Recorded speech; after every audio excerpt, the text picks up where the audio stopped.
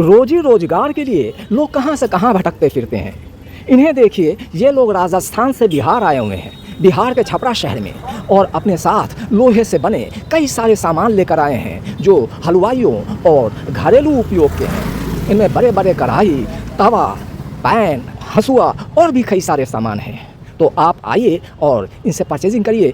ये कुछ आस लेकर ही यहाँ आए हुए हैं। इनको देखिए, इनसे मैंने पूछा कि कुछ बिक्री बुक्री हो रही है कि नहीं, तो इन्होंने बोला कि सुबह से खड़े हैं, अभी तक बोनी भी नहीं हुई।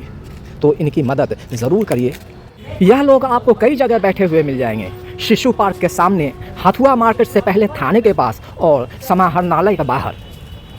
आपके ख़रीदारी करने से, इसके मुनाफे से इनके भरण पोषण के लिए ज़रूरी पैसों का इंतज़ाम हो जाएगा और आपको सही सामान मिल जाएगा। तो आप इनकी मदद ज़रूर करें। धन्यवाद।